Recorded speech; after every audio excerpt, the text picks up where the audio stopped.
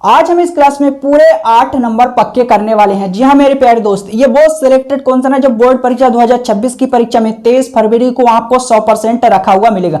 ये प्रश्न बोर्ड परीक्षा में हर साल 8 नंबर में आता है, यानी इस क्लास में आज हम पूरे 8 नंबर पक्के करने वाले हैं। अगर आपने इस प्रश्न को अच्छी तरह से तैयार कर लिया और इस क्लास को A to Z देख लिया तो आपके 8 नंबर पक्के, ये मैं दावे के साथ 100% कह सकता हूं, क्योंकि इस प्रश्न को मैं नौजी ट्रिक से हल करने वाला हूं जो मिनटों का काम सेकंडों में करती है। ठीक है, या तो आपको ये प्रश्न मिलेगा या ये मिलेगा। ठीक है, इन दोनों में से आपको एक प्रश्न जरूर मिलेगा, तो हम इसको लेके चलेंगे, इसको हल करेंगे। आप लोग इससे HW हल कर लेना। ओके, तो प्रश्न को हल करते हैं। निम्नलिखित समीकरण निकाय, यहां पर जो समीकरण निकाय दिए हुए हैं को आव्यूह विधि से हल कीजिए, यानी आव्यूह विधि से मेरे को x बाई जेड के मान ज्ञात करने हैं। ओके, अब ये आव्यूह विधि क्या होती है, तो इसके लिए आपको दो सूत्र पता होना चाहिए। अगर सूत्र पता है तब तो आप x बाई जेड के मान निकाल सकते हो। अगर आपको सूत्र नहीं पता है तो प्रश्न में लेने के देने पड़ जाएंगे। तो मैं सूत्र लिख देता हूं।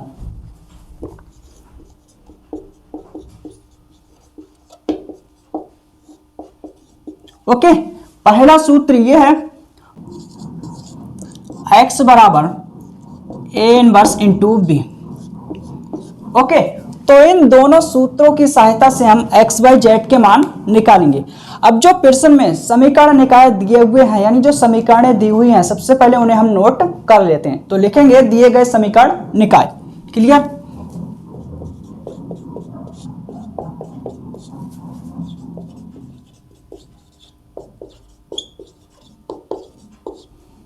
दिए गए समीकरण निकाय x plus y plus z बराबर 6, y प्लस 3z बराबर 11, x minus 2y plus z बराबर 0। क्लियर? अब हम इन समीकरण निकायों को आव्यूह रूप में लिखेंगे। तो लिखेंगे दिए गए, ओके, दिए गए समीकरण निकाय को आव्यूह रूप ax बराबर b में आई होप समझ आया होगा। तो मैंने लिखा दिए गए समीकरण निकाय को आव्यूह रूप ax बराबर b में लिखने पर। Okay, clear? अब हम आव्यूह a लिखेंगे, आव्यूह x लिखेंगे और आव्यूह b लिखेंगे। तो किस प्रकार से लिखेंगे, सुनो, समझो और देखो अच्छी तरह से। ओके, तो आव्यूह a, आव्यूह a के अंदर, ठीक है, कौन से एलिमेंट लिखेंगे, यानी कौन से अवयव लिखेंगे। तो इन समीकरणों में जो चर राशियां हैं x बाई जेड, उनके गुणांक लिखेंगे। ठीक है, x का गुणांक 1, y का गुणांक 1, z का गुणांक 1। ओके, इसमें x का गुणांक, इसमें x नहीं है तो x का गुणांक 0, y का गुणांक 1, z का गुणांक 3। क्लियर? अब इस समीकरण में x का गुणांक 1, y का गुणांक -2, z का गुणांक 1। क्लियर? अब हम लिखेंगे आव्यूह x। आव्यूह x किस प्रकार से लिखेंगे, आव्यूह x के अंदर कौन से एलिमेंट लिखेंगे, कौन से अवयव लिखेंगे। तो हम देखेंगे इन समीकरणों में चर राशियां कौन कौन सी हैं, जो चर राशियां होंगी वो हम इसमें लिखेंगे। तो x बाई जेड चर राशियां, तो इसमें हम लिखेंगे x y z। ओके, अब आव्यूह b नोट करेंगे। आव्यूह b में हम कौन से अवयव लिखेंगे, तो समीकरणों में बराबर के दाईं ओर जो नंबर हैं वो आव्यूह b में हम लिखेंगे।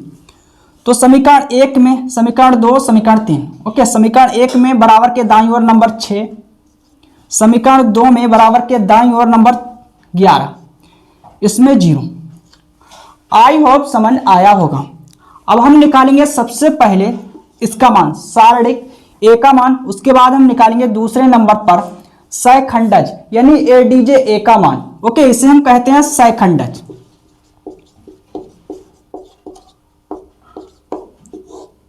इंग्लिश में इसे हम कहते हैं एडज्वाइंट। एडज्वाइंट।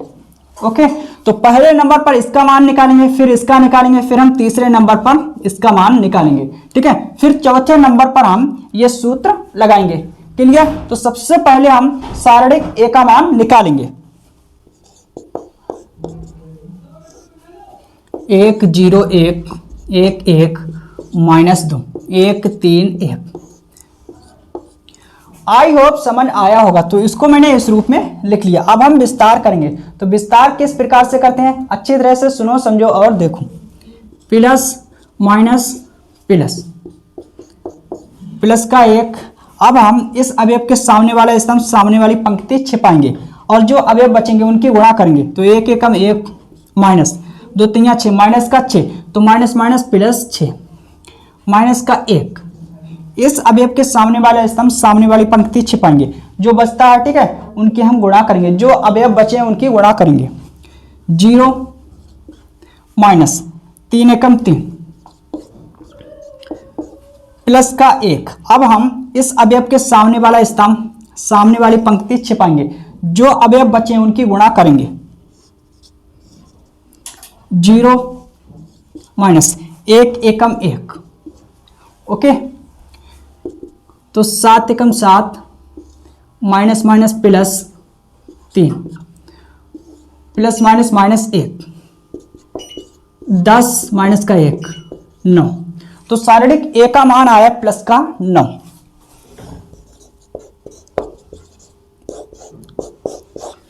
ओके, अब हम निकालेंगे सहखंडज यानी एडीजे ए का मान। एडीजे ए का मान ज्ञात करने से पहले आपको उपसारणिक ज्ञात करनी होगी, फिर सहखंड। ओके, क्या ज्ञात करते हैं, मैंने कहा जब हम सहखंडज को ज्ञात करते हैं तो उपसारणिक ज्ञात करते हैं सबसे पहले, फिर सहखंड।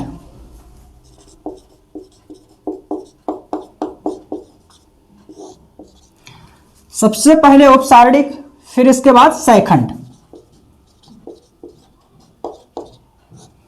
ठीक है, फिर इसके बाद हम ज्ञात करते हैं सहखंडज।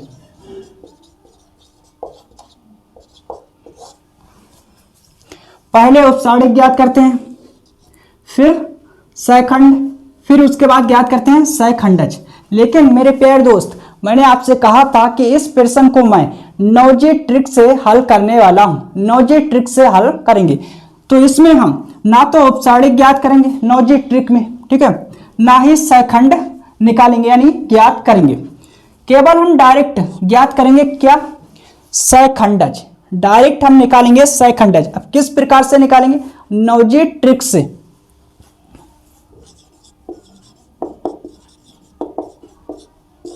ये मेरी खुद की ट्रिक है। ओके, तो किस प्रकार से निकालेंगे, अच्छी तरह से सुनो, समझो और देखो।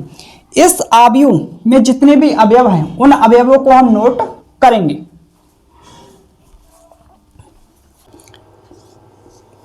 ओके, 1 0 1 1 0 1। सबसे पहले हम इस आयु के अंदर जितने भी एलिमेंट यानी अवयव लिखे हुए हैं उन्हें हम नोट कर लेते हैं।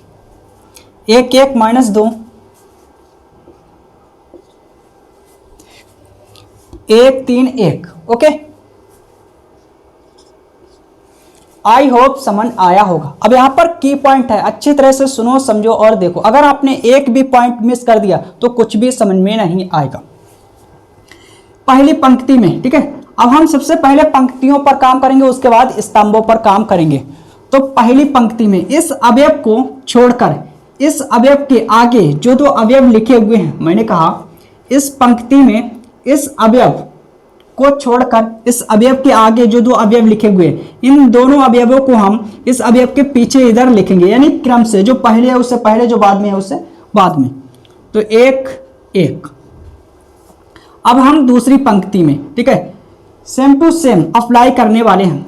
इस पंक्ति में, दूसरी पंक्ति में इस अवयव को छोड़कर इस अवयव के आगे जो दो अवयव लिखे हुए हैं, इन दोनों अवयवों को हम इधर लिखेंगे क्रम से, जो पहले है उससे पहले, जो बाद में है उससे बाद में। 0 1। क्लियर? इसी प्रकार से इसमें 1 माइनस 2। अब हम स्तंभों पर काम करेंगे। इस स्तंभ, ठीक है, इस स्तंभ के इस अवयव को छोड़कर इस अवयव के ऊपर जो दो अवयव लिखे हुए हैं, इन दोनों अवयवों को हम नीचे क्रम से लिखेंगे, जो पहले है उससे पहले, जो बाद में है उससे बाद में। 1 जीरो, एक जीरो। ओके, इसी प्रकार से सारे के सारे स्तंभों में अप्लाई करने वाले हैं।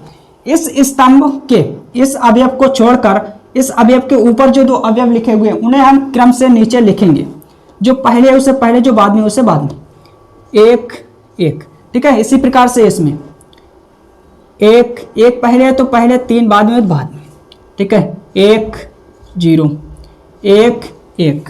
क्लियर। अब हम पहली पंक्ति को और पहले स्तंभ को हटा देंगे। ओके, अब हम डायरेक्ट निकालेंगे यानी ज्ञात करेंगे एडीजे ए का मान, यानी आव्यूह ए का सहखंडज, आव्यूह ए का सहखंडज निकालेंगे।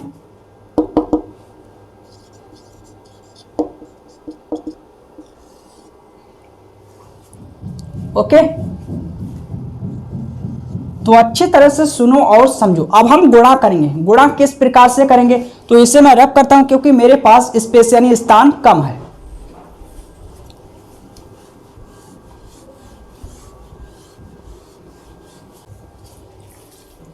अब हम गुणा करेंगे, तो गुणा करने का नियम है। नियम क्या है, मैं लिख देता हूं।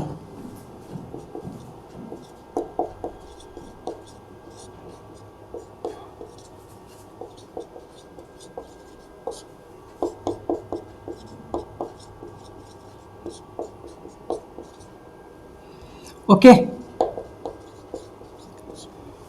मैंने कहा मेरे प्यारे दोस्त अब हम गुणा करेंगे। गुणा किस प्रकार से करेंगे इसके लिए भी नियम है।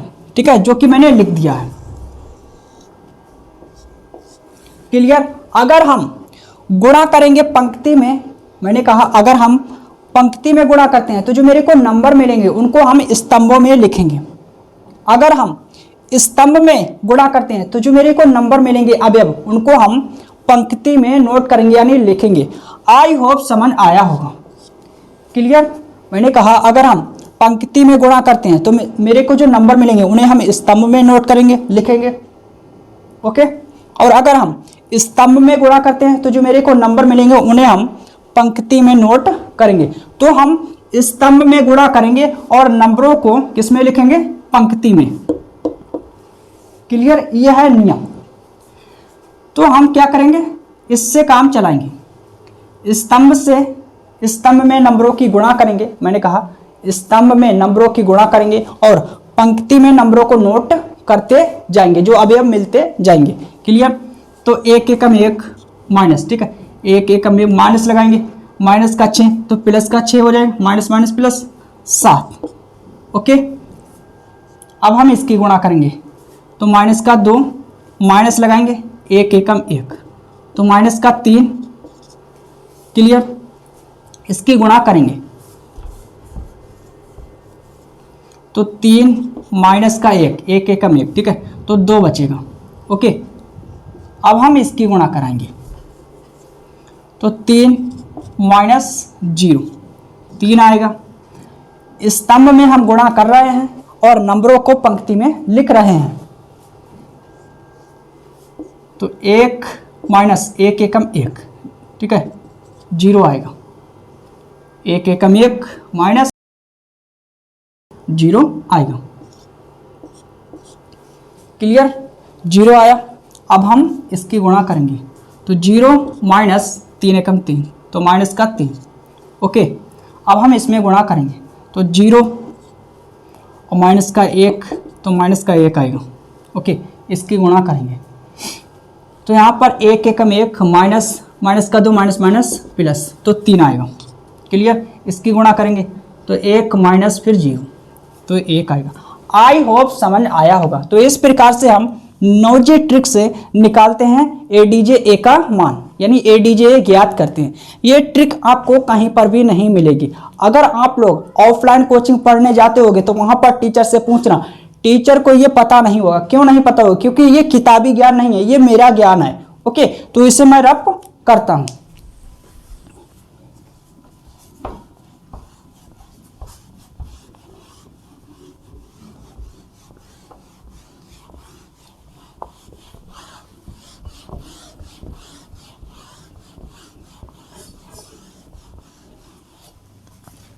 अब हम सूत्र अप्लाई करेंगे यानी लगाएंगे। ओके, ये वाला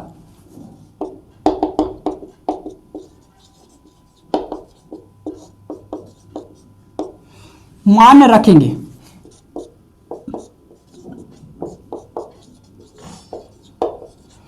इसको हम इस प्रकार से भी लिख सकते हैं, इसका मान प्लस का 9 जो कि हमने निकाला, ठीक है, निकाल चुके हैं। इसका मान जो कि हम निकाल चुके हैं ये नोट करेंगे।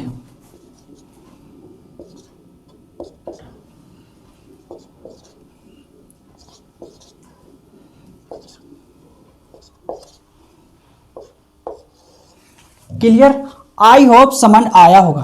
तो इसे मैं रब करता हूं, इसके बाद हम अगले स्टेप लिखेंगे क्योंकि मेरे पास स्थान यानी स्पेस कम है।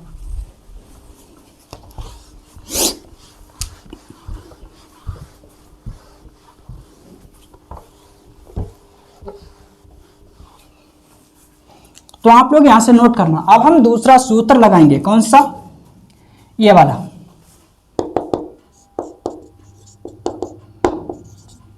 तो अवयव x ये है, नोट करेंगे।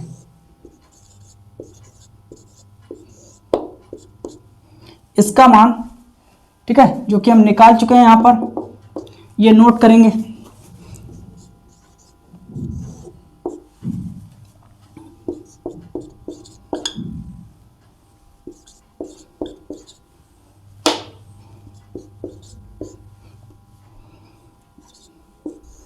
इंटू अवयव b, ओके।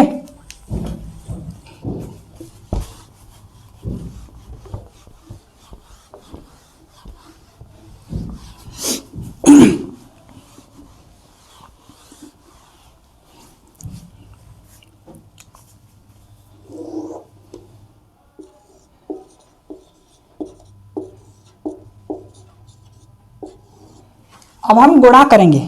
तो पहली पंक्ति पहला स्तंभ, पहली पंक्ति पहला स्तंभ एक ही स्तंभ है, 42 7 छंग 42 प्लस, ठीक है, माइनस का 33, तो प्लस माइनस माइनस हो जाएगा, 11 3 33, ओके। तो 0, इसकी इससे गुणा कराएंगे तो 0 आएगा। क्लियर। दूसरी पंक्ति पहला स्तंभ यानी एक ही स्तंभ है, 18, ठीक है, इसकी गुणा कराएंगे 0, फिर इसकी गुणा कराएंगे 0।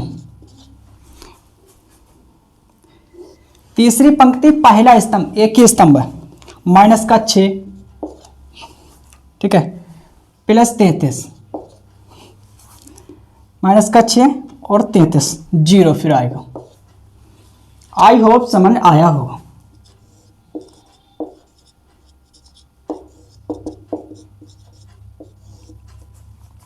नौ बचेगा 18, फिर मेरा बचेगा 27, ठीक है, 13 से 6 जाएगा 7 और 2 27 बचेगा। अब हम 1/9 को अंदर ले जाएंगे तो प्रत्येक अवयव के साथ गुणा होगी।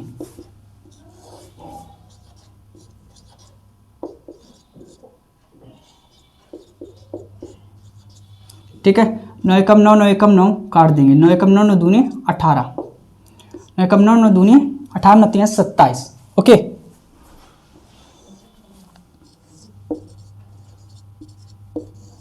इसका क्रम क्या है, ठीक है, 3 गुणा 1। अवयव का क्रम क्या होता है, पंक्ति गुणा स्तंभ, पंक्तियों की संख्या गुणा स्तंभों की संख्या। तो पंक्ति 1 2 3 स्तंभ 1, इसका क्रम क्या है 3 गुणा 1, 3 पंक्ति 1 स्तंभ।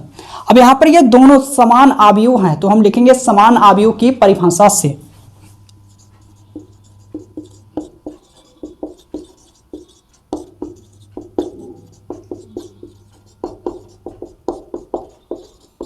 समान अवयव की परिभाषा से हम लिख सकते हैं यहां पर, ठीक है, विस्तार से अगर लिखना चाहें, उपरोक्त दोनों अवयव समान अवयव हैं, इसीलिए इनके संगत अवयव भी समान होंगे। ठीक है, फिर हम लिखेंगे संगत अवयवों की तुलना करने पर। तो हम इतनी, ठीक है, इतना कॉन्सेप्ट नहीं लिखेंगे, इतनी परिभाषा नहीं लिखेंगे, हम डायरेक्ट लिखने वाले हैं। तो लिखेंगे समान अवयव की परिभाषा से संगत अवयवों की तुलना करने पर।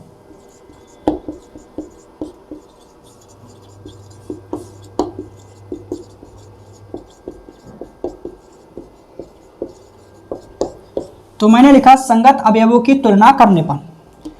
तो इस अवयव का पहला स्तंभ, पहले स्तंभ का पहला अवयव, और इस अवयव का पहला स्तंभ यानी एक ही स्तंभ, और पहले स्तंभ का पहला अवयव।